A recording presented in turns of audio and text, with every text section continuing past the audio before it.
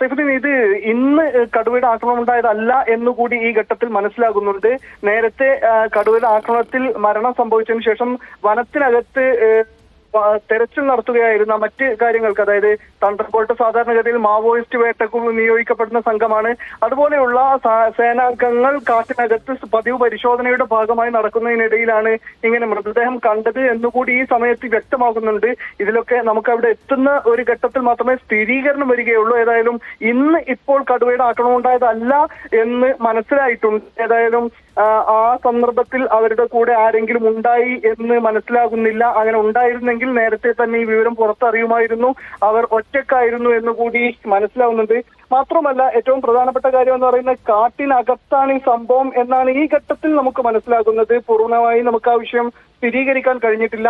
കാട്ടിനകത്ത് സാധാരണഗതിയിൽ ഇവർ കയറാറുണ്ട് എന്തെങ്കിലും ആവശ്യങ്ങൾക്ക്. ആദിവാസികൾക്ക് പ്രത്യേക പരിഗണന ആ വിഷയത്തിലുണ്ട്. മറ്റുള്ളവർക്ക് കാട്ടിനകത്ത് കയറുന്നതിന് പരിമിതികൾ ഉണ്ടെങ്കിൽ ആദിവാസികൾക്ക് വനവിഭവങ്ങൾ ശേഖരിക്കുന്നതിനും തേനും അതുപോലെ തന്നെ വിറകുമൊക്കെ ശേഖരിക്കാൻ അവർക്ക് കാട്ടിനകത്ത് കയറാവുന്നതാണ്.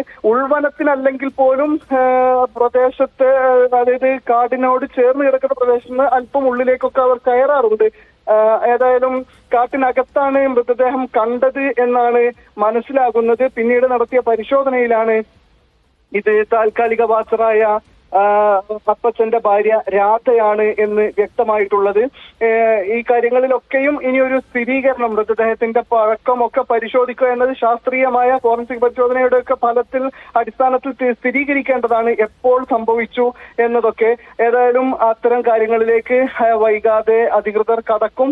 അപ്പോൾ നമുക്ക് കുറെ കൂടി വിശദമായ ഇതിന്റെ വിശദാംശങ്ങൾ ലഭ്യമാകും. ഒരു കാര്യം മനസ്സിലാകുന്നത്, കൂടെ ആരും ഉണ്ടായിട്ടില്ല എന്ന് തന്നെയാണ് മനസ്സിലാകുന്നത്. അല്ലെങ്കിൽ ഇതിനു മുമ്പ് തന്നെ ഈ വിവരങ്ങൾ പുറത്തറിയേണ്ടതായിരുന്നു. ഏതായാലും ഇപ്പോൾ മൃതദേഹം അവിടെ നിന്ന് മാറ്റിയിരിക്കുന്നു, ആശുപത്രിയിൽ എത്തിക്കുകയാണ്. അതിന് ഇൻക്വസ്റ്റ് നടപടികളെല്ലാം പൂർത്തിയാക്കി, അതിന്റെ പോസ്റ്റ്മോർട്ടം നടപടികളെല്ലാം പൂർത്തിയാക്കിയതിനു ശേഷമായിരിക്കും മൃതദേഹം സംസ്കരിക്കുക. ഏതായാലും ആ പ്രദേശത്ത് പിന്നീട് കടുവക്കായുള്ള തെരച്ചിൽ നടത്തിയെങ്കിലും കടുവയെ പിന്നീട് കണ്ടെത്താനായിട്ടില്ല. ആദ്യഘട്ട വിവരം എന്ന് പറയുന്നത് കടുവയുടെ ആക്രമണത്തിൽ തന്നെയാണ് ജീവൻ നഷ്ടമായിട്ടുള്ളത് എന്നാണ്. കാപ്പി പറിക്കാനായാണ് ഇവർ വീട്ടിൽ നിന്ന് പോയത് എന്നുകൂടി നമുക്ക് ഈ ഘട്ടത്തിൽ അറിയാൻ കഴിയുന്നുണ്ട്. അതിലൊക്കെയും ഒരു സ്ഥിരീകരണം വരേണ്ടതുണ്ട്. ഇതെല്ലാം തന്നെ അവരുമായി ബന്ധപ്പെട്ട, അവർ ജോലിക്ക് പോകുന്നതിന് മുമ്പ് സംസാരിച്ച ആളുകൾ, വീട്ടുകാർ അതുപോലെ അവരുമായി ബന്ധപ്പെട്ട ആളുകളൊക്കെ പറയുന്ന വിവരങ്ങളാണ്. കാപ്പി പറിക്കാൻ വേണ്ടിയാണ് പ്രദേശത്തേക്ക് പോയത് എന്ന് പഞ്ചാരക്കൊല്ലി എന്ന് പറയുന്ന സ്ഥലത്താണ് ഈ സംഭവം എന്നത് സ്ഥിരീകരിച്ചിട്ടുണ്ട്. കാടിനോട് തൊട്ട് ചേർന്ന് കിടക്കുന്ന പ്രദേശം കൂടിയാണ് എന്ന് വ്യക്തമാവുന്നുണ്ട്. എന്തായാലും വലിയ ദാരുണമായ ഒരു അപകടമാണ് സംഭവിച്ചിട്ടുള്ളത്. സൈഫുദ്ദീൻ, അനീസ് നൽകുന്ന വിവരമനുസരിച്ച് മരണത്തിന്റെ കാര്യത്തിൽ ഇപ്പോഴും അവ്യക്തതകൾ നിലനിൽക്കുന്നു എന്നുള്ളതാണ്. എന്നാണ് ഈ മരണം സംഭവിച്ചത്, കടുവ തന്നെയാണോ ആക്രമിച്ചതെന്നുള്ള കാര്യത്തിൽ ഇപ്പോഴും ഒരു വ്യക്തതയില്ല. ഇന്ന് രാവിലെയാണ് ആക്രമണം നടന്നത് എന്നുള്ളതാണ് നേരത്തെ വന്നിരുന്ന വിവരങ്ങൾ. പക്ഷേ അക്കാര്യത്തിൽ കുറെ കൂടി വ്യക്തത വരേണ്ടതുണ്ട്. കാട്ടിൽ തെരച്ചിൽ നടത്തുന്നതിനിടെ ഈ രാധയുടെ മൃതദേഹം കണ്ടെത്തുകയായിരുന്നു എന്നാണ് മനസ്സിലാക്കുന്നത്. അത് കടുവ ആക്രമിച്ചതാണോ അല്ലെങ്കിൽ മറ്റെന്തെങ്കിലും ആക്രമണമാണോ എന്നൊക്കെയുള്ള കാര്യങ്ങൾ വ്യക്തത വരേണ്ടതുണ്ടെന്നുള്ളതാണ്. ഇന്ന് തന്നെയാണോ സംഭവിച്ചതെന്നുള്ള കാര്യത്തിലും അനിശ്ചിത്വമുണ്ട്. ഇന്നലെ ആയിരിക്കുമോ? നേരത്തെ രാധയെ കാണാതായിരുന്നു എന്നാണ് പ്രദേശവാസികൾ പറഞ്ഞിരുന്നത് എന്നതിൻ്റെ സൂചനകളുണ്ട്. കാണാതായതിനെ തുടർന്നുള്ള തെരച്ചിലാണ് രാധയുടെ മൃതദേഹം കണ്ടെത്തിയത്.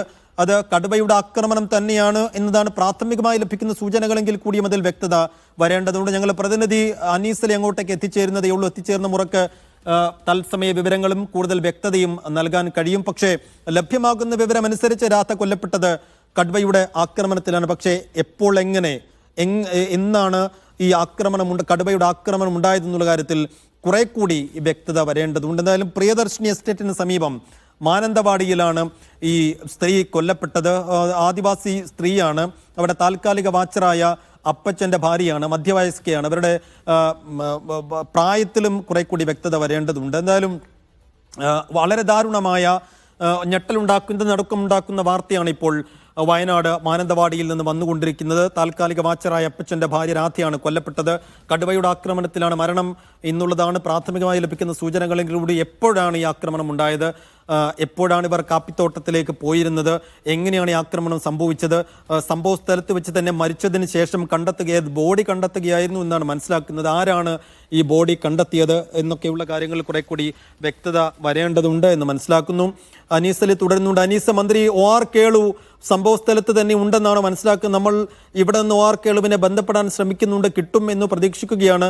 മന്ത്രിയിൽ നിന്ന് എന്തെങ്കിലും വിവരങ്ങൾ അനീസിന് ലഭിക്കുന്നുണ്ടോ? അനീസ്, സൈഫുദ്ദീൻ, അത്തരം വിവരങ്ങൾ ലഭ്യമായി വരുന്നേ ഉള്ളൂ. നമ്മൾ OR കേളു ആണെങ്കിലും ആ പ്രദേശം എന്ന് പറയുന്നത് അല്പം മൊബൈൽ കവറേജ്, നെറ്റ്വർക്ക് കവറേജ് ഒക്കെ കുറഞ്ഞ ഒരു പ്രദേശമാണ്. അതുകൊണ്ട് തന്നെ അദ്ദേഹത്തെ ഒരു പക്ഷേ നമുക്ക് പെട്ടെന്ന് ബന്ധപ്പെടാൻ കഴിഞ്ഞോളണോ എന്നില്ല. ആ ഒരു പ്രദേശത്താണ് അദ്ദേഹം ഇപ്പോഴും ഉള്ളത് എങ്കിൽ അത് ഒരു വനത്തോട് ചേർന്ന പ്രദേശമായതുകൊണ്ട് തന്നെ റേഞ്ച് ഇഷ്യൂസ് ഉണ്ടാവാറുണ്ട്. അതുകൊണ്ടായിരിക്കാം ഒരുപക്ഷെ നമ്മളും വിവരങ്ങൾ ശേഖരിച്ചു വരുന്നതിന് ഇത്തരത്തിൽ ചില പ്രയാസങ്ങൾ കൂടി നമ്മൾ അനുഭവിക്കുന്നുണ്ട്. എന്തായാലും വൈകാതെ നമ്മൾ ആ പ്രദേശത്ത് എത്തുകയും കൂടുതൽ വിവരങ്ങൾ വിശദമായി നമുക്ക് നൽകാൻ കഴിയുമെന്നാണ് പ്രതീക്ഷിക്കുന്നത്.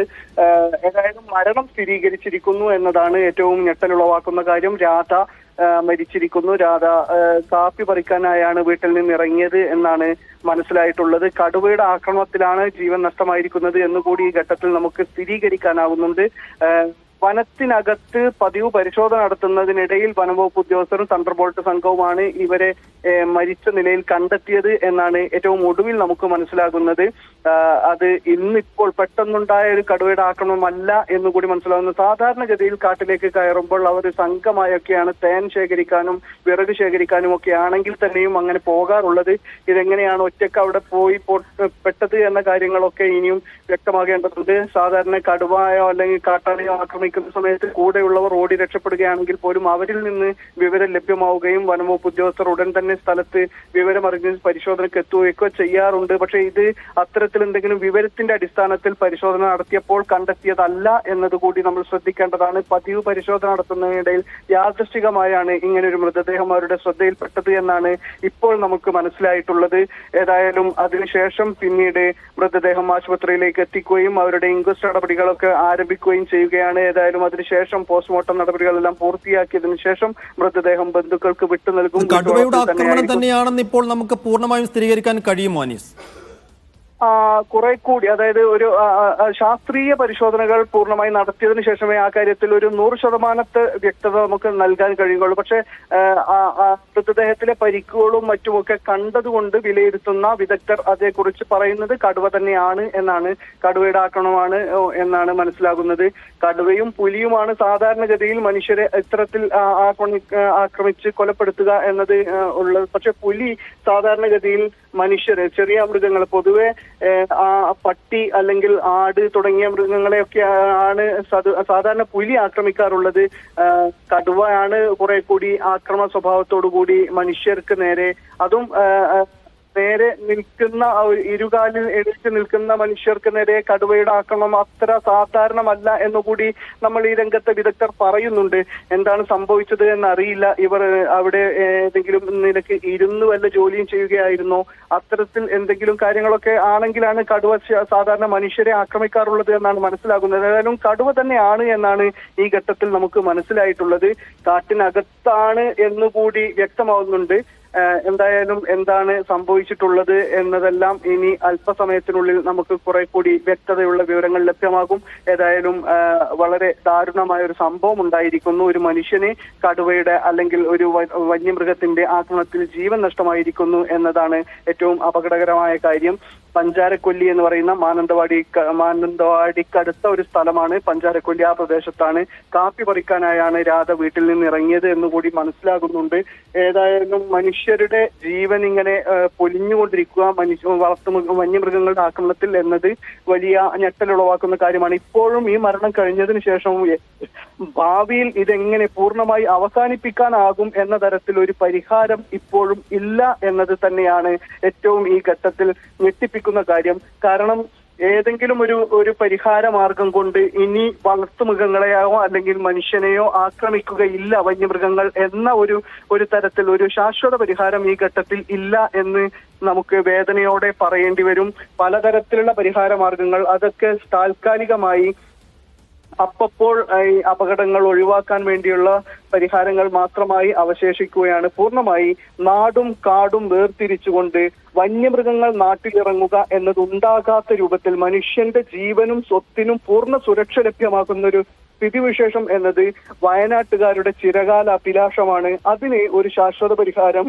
ആയിട്ടില്ല എന്ന് മാത്രമല്ല, അങ്ങനെ ഒരു പരിഹാരത്തെക്കുറിച്ച പൂർണ്ണ ബോധ്യം അല്ലെങ്കിൽ ഈ ഒരു പരിഹാരം ഉണ്ടാക്കിയാൽ പിന്നീട് ഒരിക്കലും വന്യമൃഗങ്ങൾ നാട്ടിലിറങ്ങി മനുഷ്യരുടെ ജീവനും സ്വത്തിനും അപകടം ഉണ്ടാക്കില്ല എന്ന തരത്തിലുള്ള ഒരു പൂർണ്ണ പരിഹാരം എന്ന തരത്തിൽ ഒരു ആശയം പോലും നിലവിൽ ഇല്ല എന്നതാണ് ഏറ്റവും അപകടകരമായ കാര്യം. അങ്ങനെ ഒരു ആശയം ഉണ്ടായിരുന്നെങ്കിൽ ഇത്ര വർഷത്തിനിടയിൽ അത് എന്തുകൊണ്ട് ഇംപ്ലിമെന്റ് ചെയ്തില്ല എന്നതൊരു ചോദ്യമായി അവശേഷിക്കുന്നുണ്ട്.